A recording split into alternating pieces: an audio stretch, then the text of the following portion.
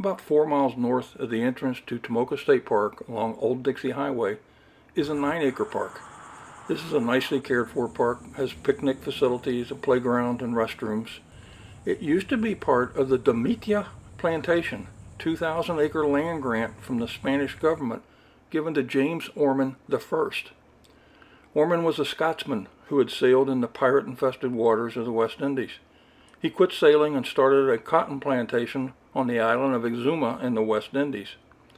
The Spanish, who controlled much of Florida from the 16th century to the 19th century, with a 20-year exception during the 18th century when the British had control, were enticing settlers to come to Florida with offers of land grants.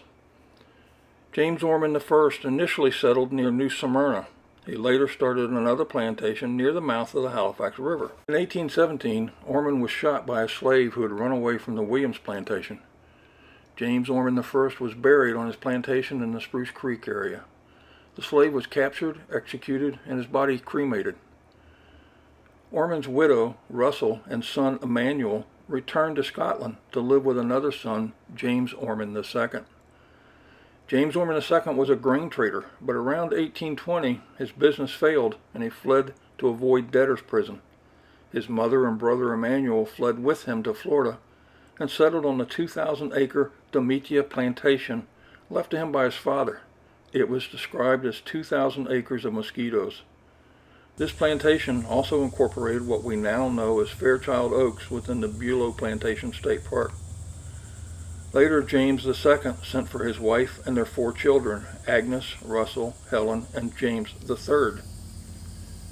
James Ormond III, who was about 8 at this time, was enthralled with this new-to-him wilderness.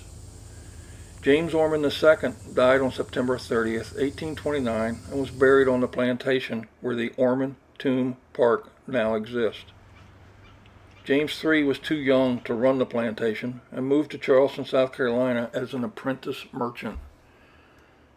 He later returned and took over the plantation for 1 year before selling the slaves and moving back to Charleston.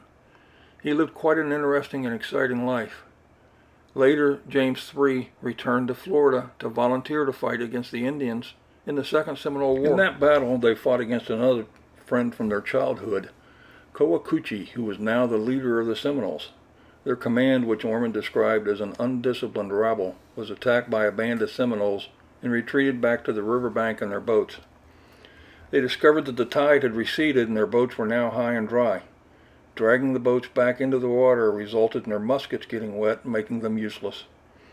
Ned Gould, one of the mosquito roarers, as the company was called, was captured and dreadfully tortured.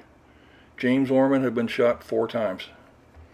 Ormond returned to Charleston. He later partnered with William McNaught as commission merchants. They traveled throughout Florida, selling goods, mainly groceries and liquors, at wholesale prices. 1843 was another eventful year for James III. He lost his business to a storm and married Elizabeth Chars. When she was 17, Elizabeth's family had been attacked by Indians in their home near Tallahassee. Her mother was killed by a bullet fired into the home, which the Indians then set ablaze. Mr. Chars hustled 4 of the children out of the house and told them to run for neighbors' homes. The Indians pursued Elizabeth, but she was able to hide and avoid them. Mr. Chars and 3 other children also escaped, but 2 of the youngest children died in the fire. Following the devastating storm that destroyed his business in Port Leon, James III and his bride floated up the St. Marks River and founded the town of Newport, Florida. There he opened a store which became very successful. However, his wagons were often hijacked by some criminals who lived in the area.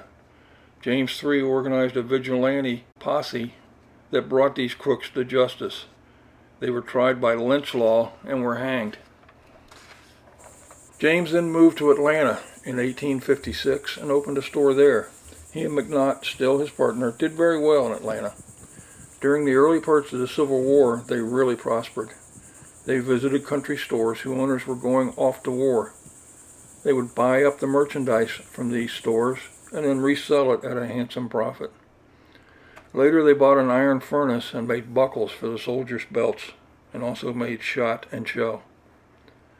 Being beyond the age of conscription, he volunteered for a defense group of Atlanta. He was elected second lieutenant. He reported that, quote, the captain was a nobody and the first lieutenant never joined, end quote. So he was basically serving as the captain of the company. As soon as the volunteer company was formed, they were packed into a train that had previously carried horses and shipped to the notorious Andersonville prison to guard Union POWs. Andersonville Prison, then formerly known as Camp Sumter, was designed to hold approximately 10,000 Union prisoners, but ultimately held more than 45,000 men, nearly 13,000 of which died in the horrific conditions. Because of his wealth, Ormond lived comfortably, with 2 of his servants to wait on him, plus he had his own rations. James III was appointed adjutant to the prison and was tasked with getting supplies from the bakery and cookhouse for the thousands of prisoners. He later wrote, quote, the cookhouse consisted of an immense range of sugar boilers, holding, I suppose, 150 to 200 gallons or more, under which were huge furnaces. Into them every day went the ration of cow peas to be boiled with several sides or flitches of bacon by way of seasoning. The bakery was a series of huge brick ovens in which the daily ration of meal in large flat loaves of uniform size and weight were baked. Besides these rations, there were issued daily, as long as we could get it, a ration of raw, fresh beef, end quote. Toward the end of the Civil War, James III was ordered to take about 3,200 prisoners to Jacksonville, Florida, and deliver them to the Union officials. They were not supplied with any provisions for this trip, and nothing to feed the prisoners with. At Live Oak, he wrote up paroles for these prisoners and put them on a train to Baldwin. From there, they were turned loose to find their own way to Jacksonville, a little more than 20 miles. Following the war, James III and his family returned to England for several years until they returned to Atlanta. 9 years later, James, now in his 70s, returned to Florida, traveling to the recently founded settlement of New Britain, about 10 miles south of his family's former plantation.